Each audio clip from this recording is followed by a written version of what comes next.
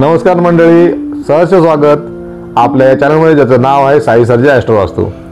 मित्रांनो, या चॅनलच्या माध्यमातून आम्ही ॲस्ट्रोलॉजी आणि वास्तू या दोन विषयावरती वेगवेगळे व्हिडिओ आणण्याचा प्रयत्न करत असतो. मित्रांनो, आजचा आपण जो विषय घेतला आहे तो विषय हा सध्या चालू असलेल्या स्त्री जागराचा, स्त्री शक्तीचा आणि आपण असं म्हणू शकतो की जे देवत्व, माता म्हणून, भगिनी म्हणून, स्त्री शक्ती म्हणून आहे, त्याचा जो आपल्या समाजामध्ये असलेला वावर आणि त्यांना विशेषतः देवीची शक्ती, त्याच्यापासून आपल्या समाजामध्ये घडून येणारा बदल, या विषयाची चर्चा आज आपण आपल्या व्हिडिओमध्ये करणार आहोत. मित्रांनो, स्वागत करतो आपलं. मी महेश भानुदास गोळे, पुण्यामधून. आपला ज्योतिष मित्र म्हणा, ज्योतिष सखा म्हणा, पण आहे मी एक ज्योतिष अभ्यासक आणि रोज आम्ही ज्योतिषाबद्दल नवीन जाणून घ्यायचा, शिकण्याचा प्रयत्न करतो आणि ते आपल्यासमोर मांडण्याचा प्रयत्न करतो. तर सुरू करूया आजचा व्हिडिओ, जो आपला असेल आजचा आपला नवरात्री स्पेशल, नवरात्री या विषयावरती. मित्रांनो, आपण ज्या सनातन संस्कृतीचे भाग आहोत, ज्या हिंदू धर्मामध्ये आपण जन्म घेतलेला आहे, तो केवळ अभिमानास्पद नसून तर तो एक अलौकिक आहे. माझी अशी गाढ श्रद्धा आहे की सनातन धर्मामध्ये जे विषय आणि जी खोली आणि जे आत्मीयता आहे ती साधारणपणे आपल्याला कुठे सापडणार नाही. मला कुठल्याही धर्माची, सनातन धर्माची तुलना करायची नाही, परंतु जे श्रेष्ठतम गोष्टी या सनातन धर्मामध्ये नमूद केलेल्या आहेत आणि ज्या आपण आजपर्यंत आपण त्याचं पालन करतो, त्या पाहता असं दिसतं की सनातन धर्माला तशी तोड नाही. मित्रांनो, आपल्याला दिसेल की स्त्री शक्ती आणि स्त्रीचा जे मातृत्व आहे, जी आपल्याला समाजाचा 50% भाग असलेली स्त्री, तिला देवत्व द्यायचं काम जर कोणी केलं असेल तर ते सनातन धर्माने केलेलं आहे. आपल्याला ज्याप्रमाणे देवता ह्या पुरुष देवता असतात, तशाच आपल्याकडे स्त्री देवता सुद्धा या प्रत्येक पुरुष देवतेबरोबर आपल्याला दिसतील. आपल्या ज्या पण पूजा विधी असतात, त्या पूजा विधीमध्ये जसं पुरुष सहभागी होतो, सम्मिलित होतो, तर त्याच्या सोबत स्त्री ही तेवढ्याच हिरिरीने सहभागी असते. किंबहुना स्त्रीशिवाय कुठलीही पूजा ही संपन्न करता येत नाही किंवा त्याला पूर्णत्व येत नाही, तर त्याच्यापासून अपेक्षित मनवांछित फळ केवळ आपल्याला कधीच मिळणार नाही.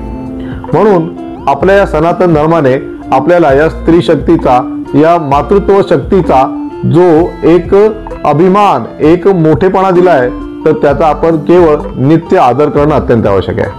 आपल्याला या स्त्री शक्तीचा, या माता भगिनींचा नित्यपणे आदर, सन्मान हा निश्चितपणे केलाच पाहिजे, असं माझं मत आहे. आपण त्याची सहमत असाल किंवा नसाल ते आपलं व्यक्तिगत मत. तर मित्रांनो, ज्योतिषशास्त्राच्या दृष्टीने आपण पाहूया की आपल्या आयुष्यामधील वेगवेगळ्या नातेसंबंधांमधून आपलं महिलांसोबत जे नातं असतं, तर ज्योतिषशास्त्राच्या माध्यमातून, आपल्या कुंडलीतून आपण ते कसं बघू शकतो.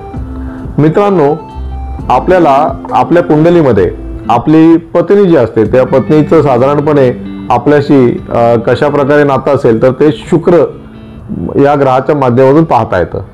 म्हणजे जर आपल्या कुंडलीमध्ये शुक्र उत्तम असतील आणि शुक्रांची जी आपल्या कुंडलीमध्ये कुठल्याही प्रकारे दोष निर्माण झालेला नसेल, त्यांची पोझिशन चांगली असेल, नीचे नसतील, वक्री नसतील, तर आपल्या स्त्रीशी हा चांगल्या प्रकारचा संबंध आपल्याला पाहायला मिळतो. त्याशिवाय जर आपल्या कुंडलीमध्ये बुध ग्रह हा व्यवस्थित असेल, म्हणजे वक्री नसेल, नीच नसेल, चांगल्या प्रकारे चांगल्या ठिकाणी विराजमान असेल, तर आपल्या भगिनी, आपली पुत्री आणि मावशी, आत्या या महिलांशी आपल्याला चांगले संबंध असतील असं आपल्याला दिसतं. या व्यतिरिक्त या उलट जर हे ग्रह हे नीचतम असतील किंवा वक्री असतील किंवा अन्य कुठल्या ग्रहांमुळे त्यांना दोष निर्माण झाला असेल, जसं राहू महाराजांसोबत असतील, शनी महाराजांसोबत असतील किंवा केतू महाराजांसोबत असतील, तर त्यामुळे किंवा त्यांच्या दृष्टीमुळे या ग्रहांना थोडंसं कुठेतरी कमतरता, कमकुवतपणा आला असेल, तर मात्र आपल्या घरातील महिलांशी व्यवस्थित असं संबंध किंवा त्यांच्याशी नातेसंबंध चांगले दिसणार नाही किंवा त्यांच्याशी आपलं पटणार नाही, त्यांच्यासोबत झगडे, भांडण होण्याची शक्यता ही आपल्याला दिसून येते. याचबरोबर हे ग्रह, जसं मी सांगितलं, शुक्र किंवा बुध महाराज, हे जर 6व्या घरात म्हणजे षष्टम, 8व्या घरात किंवा अष्टम आणि 12व्या घरात म्हणजे द्वादश घरामध्ये जर असतील, तरी सुद्धा तितक्या चांगल्या प्रकारे आपल्या या महिला ज्या आपल्या घरामध्ये असतात, जसं आपली पत्नी असेल, बहीण असेल किंवा आत्या असतील, मावशी असेल, काकू असतील, तर यांच्याशी संबंध चांगले आपल्याला दिसणार नाहीत. याशिवाय मातेला चंद्राच्या स्वरूपात पाहिलं जातं. म्हणजे आपल्या कुंडलीमध्ये चंद्र महाराज हे उत्तम असतील तर आपलं मातेसोबत नित्य हे आपलं वागणं जे आहे, मातेसोबतचा आपला जो संबंध आहे तो अत्यंत चांगला असेल, मधुर असेल. चंद्र महाराज हे जर पीडित असतील, पीडित कसे होतात, जर सूर्यासोबत असतील ज्यामुळे ग्रहण दोष निर्माण होतो, किंवा राहूसोबत असतील, केतूसोबत असतील, माफ करा, सूर्यासोबत असतील तर अमावस्या दोष होतो, राहू किंवा केतू यांच्यासोबत असतील तर ग्रहण दोष निर्माण होतो. तर अशा प्रकारे जर दोष निर्माण झाला तर आपल्याला पाहता येईल की आपल्या मातेसोबत आपलं संबंध जे असतात ते तेवढे मधुर नसतात.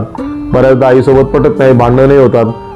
बऱ्याचदा चंद्रासोबत मंगळ असेल तर आई ॲग्रेसिव्ह असू शकते. मंगळच्या घरामध्ये चंद्र महाराज असतील तर सुद्धा ॲग्रेसिव्ह असेल आई, आणि जर काही अन्य दोष असतील तर आपलं मातेसोबत तेवढे चांगले संबंध राहत नाहीत आणि बऱ्याचदा आपण घरातून आईपासून दूर राहतो आणि आपल्याला त्या प्रकारे या नात्यामुळे दुरावा आपल्याला पाहायला मिळतो.